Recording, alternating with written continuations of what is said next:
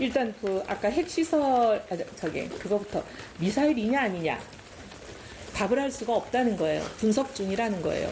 그리고 이제 이 사람들의 근본적인 기조는 그 기술적인 문제, 군사 기술적인 문제는 자기들 담당 소관이 아니고 이거는 국방부의 업무, 합참의 업무이기 때문에 거기서 분석해서 결론을 내리기 전까지는 자기들이 어떠한 입장이나 결론도 내릴 수가 없다라는 그 기존 입장을 계속 되풀이하고 있어요. 그래서 미사일이냐 아니냐가 왜 그렇게 오래 걸리냐 그거 하나 판단하는데 라고 얘기했더니 그게 뭐 이제 재원이 뭔지 뭐 항적거리가 어떻게 됐는지 그 다음에 또 사거리는 어땠는지 뭐 등등등등 분석해야 되는 게 너무 복잡하고 많아서 오래 걸린다. 그래서 아니 그게 며칠씩 걸리는 게 말이 되냐 그랬더니 뭐 어떤 때는 몇 달도 걸린다 뭐 이런 주장이에요. 그리고 제가 미사일과 탄도미사일의 구분하는 기준이 우리 정부는 뭐라고 하고 있냐 이렇게 그건 인터넷에 다 나와 있습니다 이런 얘기예요. 그런 얘기고 그런 기준은 있지만 그 기준을 판단하는 그 여러 가지 이제 기술적인 사안들은 지금으로서는 알 수가 없고 분석을 해봐야 된다. 그것도 한미가 같이 한다. 계속 그 얘기예요. 그 얘기고 제가 그걸 물어봤습니다. 2018년 11월에 이 사람들이 왜 보도를 했었잖아요. 몇 년도요? 2018년 11월 16일이었던 걸로 기억하는데 국방과학원 시험장에서 첨단 전술 무기 시험 지도했다. 이렇게 북한 매체가 발표한 적이 있었고 또 올해 4월 16일에 또 이제 북한 매체가 신형 전술 유도 무기 사격 시험했다. 그걸 이제 김정은이 직접 가서 지도를 했다. 그런 보도가 있었잖아요. 어떻게 보면 9.19 군사합의 이후에 두 번의 공개적인 군사 행위라고 볼 수 있는데 이 두 개에서 언급되는 무기가 이번에 발사된 미사일과 동일 무기냐 이렇게 물어봤더니 확인해 줄 수가 없다는 거예요. 그래서 파악 자체를 못하고 있냐라고 물어봤는데 그 부분에 대해서 답은 했는데 공개는 못하는 것을 양해해 주시기 부탁드립니다. 하여튼 이 부분에 대해서 동일한 무기냐 아니냐를 확인해 줄 수가 없다고 그래요. 그리고 군사합의에 대해서 명백한 위반 아니냐, 탄도미사일이냐 아니냐를 지금 계속 밝히지를 않고 있기 때문에 UN 제재 위반인지는 지금 명백한 답은 못 내려도 어찌됐든 간에 9.19 군사합의 위반은 맞지 않냐. 근데 군사합의 위반이면 우리도 대응 발사를 해야 되는 거 아니냐. 지난번에 ICBM 2017년에 쐈을 때는 현무로 대응 발사를 즉각하지 않았냐. 근데 왜 이번엔 대응 발사를 안 하냐. 그리고 언제 할 거냐, 뭘로 할 거냐 이렇게 물어봤더니 그때와는 사정이 다르다라는 거예요. 그때는 일본 열도를 지나갔고 그 다음에 이제 어떻게 보면 도발이 명백한 상황이었고 등등 그리고 우리와 군사합의를 하기 전이고 정상회담 등등이 있기 전이고 그래서 즉각 대응 발사라는 게 있었는데 지금은 그때와 상황이 다르다라는 얘기예요. 그리고 이제 폼페이오가 한 말을 인용하더라고요. 폼페이오가 어떤 나라의 경계선도 넘지 않았다 그랬잖아요. 그리고 한미일 어느 나라에도 위해를 가하지 않았다 그랬잖아요. 그래서 그 말을 인용하면서 그렇기 때문에 이번에는 대응 발사를 할 그런 사안은 아니다라고 얘기했어요. 그다음에 계속하는 얘기가 이번에 이 발사는 과거처럼 그렇게 도발적인 걸로 보지 않는 것 같아요. 제가 그걸 물어봤어요. 지대공이냐 지대지냐 그랬더니 모양만 보면 표면상으로는 지대지로 본다는 거예요. 그럼 지대지는 공격용 아니냐 방어용이라고 볼 수 없는 거 아니냐라고 얘기했더니 지대지라는 것만 가지고 공격용이다 방어용이다 그렇게 일률적으로 얘기하기 어렵다라고 얘기를 하고 계속 이 북한이 이번에 이런 실험을 하고 나서 발표한 내용을 얘기를 많이 해요.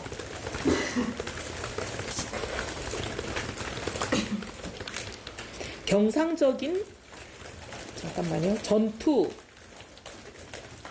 정상적이요. 경상적이라 그러던데 예, 표현이 보면 방어적인 성격의 통상적 훈련인 것을 강조했다. 다시 한번 해드릴게요. 방어적 성격의 통상적 훈련임을 계속 강조했다. 그 다음에 이게 강조했다는 주체가 혹시 북한이 그렇게 강조했다는 것을 이제 다시 저한테 일종의 리마인드 시키는 거예요. 그러면서 방어 차원의 훈련이다. 그 다음에 경상적 전투 동원 준비 등 이런 것 표현을 썼다는 걸로 봐서 그런 표현을 이제 저기 북한 매체가 쓰잖아요. 이제 그런 거를 이제 어떻게 보면은 상당히 도발적이라고 보기 어렵다라는 근거로 제시했어요. 그러면서 이제 대배 압박의 성격이 있긴 있지만 비핵화 협상의 판은 깨지 않겠다. 그런 의도로 보도 수위를 조절하는 것 같다라는 거예요. 북한이. 이번에는 과거는 보면은 뭐 이제 괌 타격 계획까지 발표하고 막 무조건 이제 선제 타격하겠다고 막 세게 엄포 놓고 막 표현이 그렇게 과격한 보도를 많이 했는데 이번에는 그러지 않고 자기들 너희들도 훈련하지 않냐, 너희들도 실험하지 않냐, 뭐 그런 식의 이제 보도 논조였다는 거예요. 그러니까 이번에는 이제 과거와 조금 다르다. 물론 이제 대배 압박하는 성격은 물론 있지만 판을 깨려는 그런 의도는 아닌 걸로 보인다. 뭐 이런 얘기예요. 그리고 이 얘기를 하더라고요. 그렇게 자기들이 판단하는 또 이제 일종의 단초랄까 그런 걸로 대미 메시지 수위를 그 자극도를 굉장히 조절하고 있는 것 같다. 국내용하고 영문판에 내는 메시지의 차이가 조금 있었는데 영문본에서 삭제한 부분이 좀 약간 자극적인 메시지들이 삭제됐다는 거예요. 그 중에 하나가 그 어떤 세력이 자주권과 존엄과 생존권을 해치려 든다면 추후의 용납도 없이 반격하겠다라는 그 표현을 영문판에서는 삭제했다고. 뭐 예를 들면 그런 거예요.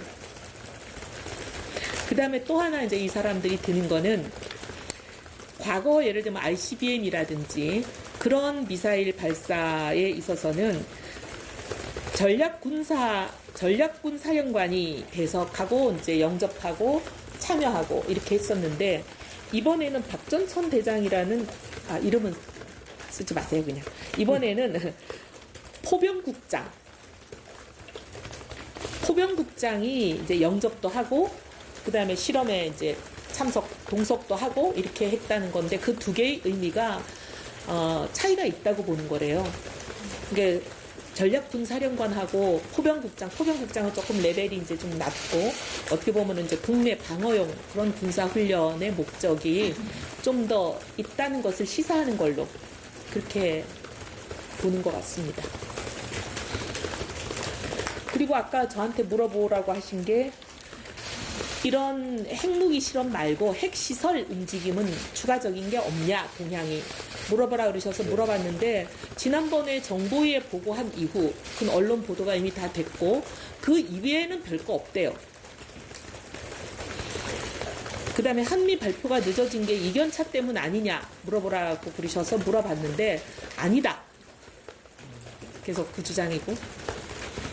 그 다음에 이제 이번에 그 일종의 발사체를 발사한 게 북한 내부의 결속을 다지기 위한 내부 결속용이라고 보고가 됐다는데 그 근거가 뭐냐라고 물어보라 그러셨는데 그렇게 얘기할 때 그 부분 자기들이 그런 보고한 게 아니기 때문에 자기들이 답할 사안이 아니다 얘기예요. 그 다음에 이병철이 왜 갑자기 오랫동안 공백이 있다가 갑자기 등장했냐 아까 누가 물어보셨는데 그거는 이 사람은 이렇게 이제 미사일 발사 때 주로 등장하는 미사일 발사 전담인가 봐요. 근데 그동안 1년 한 몇 개월 동안 미사일 발사가 없었기 때문에 당연히 그런 거다라는 얘기고 말레이시아에서 왜 김정남 알탄법을 석방했냐 그건 자기들도 알고 싶대.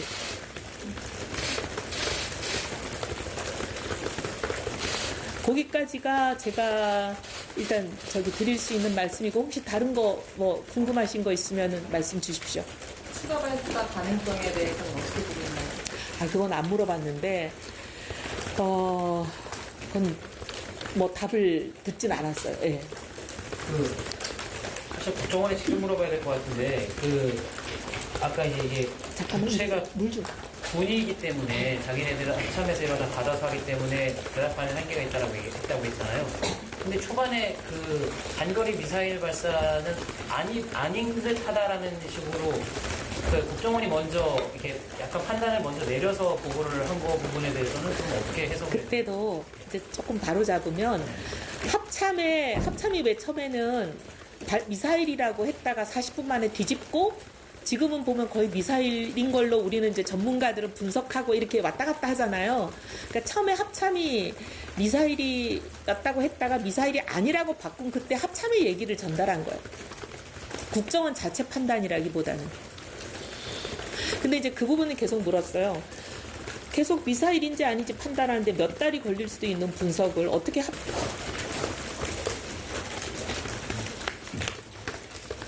그리고 이제 어떻게 보면은 뭐 그런 없었던 것보다는 뭐 나아질지 모르겠지만 러시아가 그런 우호적인 생각을 가졌다 하더라도 이 국면에서 그 러시아의 영향력이랄까 그런 효과 이런 거는 제한적일 거라고 이제 제가 국정원과 쭉 얘기를 해보고 제가 내린 판단이에요.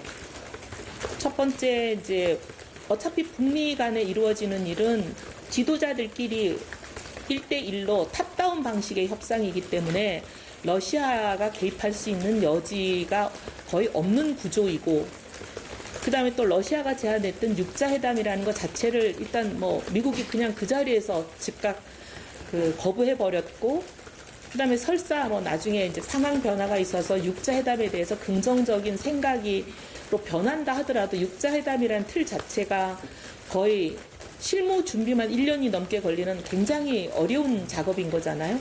그래서 이게 성사될 가능성이 굉장히 제한돼 보인다라는 게 이제 판단이었습니다. 발사 이후에 대북 접촉은 어느 정도까지 국정원이? 발사 이후에 북한이랑 접촉은 어느 정도까지 있는지 국정원. 발사 어제 네. 엊그제 그 얘기는 없었습니다.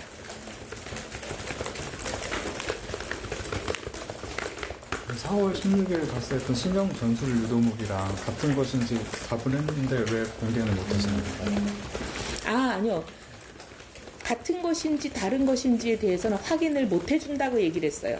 근데 제가 이제 후속 질문은 그러면 작년 11월하고 올해 4월 그 두 가지 무기에 대해서 어떤 무기를 실험을 했는지 그거를 파악을 하고 있었냐, 파악도 안 했다면 이건 우리 정부가 정부를 신뢰하기가 어렵다라고 했더니 파악을 했다 안 했다에 대해서는 자기들이 저한테 얘기를 했는데 그 부분을 제가 공개하기는 어렵다는 거예요. 그러면 이제 우리 정보 역량에 대해서 너무 그대로 노출이 되니까 그 부분에 대해서는 말씀을 드리기는 어렵다는 거예요. 사진이 공개가 됐는데도 불구하고 미사일인지 여부조차도 확인이 안 된다고. 그러니까 제가 알섬이라는 그 섭이 폭파되는 장면까지 나왔잖아요. 그래서 정확도도 물어봤어요. 이 정도면 상당히 정확도가 높은 거 아니냐, 성공했다고 봐야 되는 거 아니냐, 일반인들이 보기에는 목표물을 정확히 명중해서 성공한 것처럼 보인다, 적중률이 좋은 걸로. 그렇게 얘기했더니 그거는 이제 몇 발을 쐈느냐, 어떻게 쐈느냐, 그 다음에 그 중에 몇 개가 적중했느냐 등등에 따라 다 달라지기 때문에 그 공개된 영상 하나만 갖고 단언하기는 어렵다는 거예요. 그래서 그분들 얘기는 사거리만 갖고 미사일이다 아니다 볼 수도 없고 그 다음에 이 항적 궤도나 이런 것도 또 봐야 되고 뭐 하여튼 여러 가지 복잡하다는 거예요.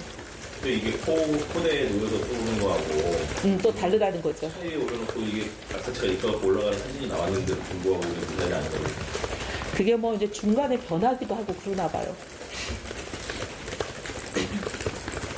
하여튼 제가 제 눈에 보기에는 뭐 전문가는 아니지만 제 눈에 보기에는 미사일 같은데 라고 얘기를 해도 하여튼 그 전문가들의 분석이 꽤 필요하다고 얘기를 합니다. 아까 리병철이 미사일 그 발사할 때 주로 등장했는데 1년 몇 개월 동안 안 해서 저기 했다고 했잖아요. 그러면 미사일 발사라는 정황이 되는 거 아니에요? 리병철이 등장했다는 것 자체가? 굉장히 예리하시네요. 아니 국정원 설명을 대고 나면 하여튼 그거는 좀 그렇게 해석할 수 있는 부분인데 제가 답변하기는 좀 그러네요. 그거는 여지를 가지고 알아서들 하십시오.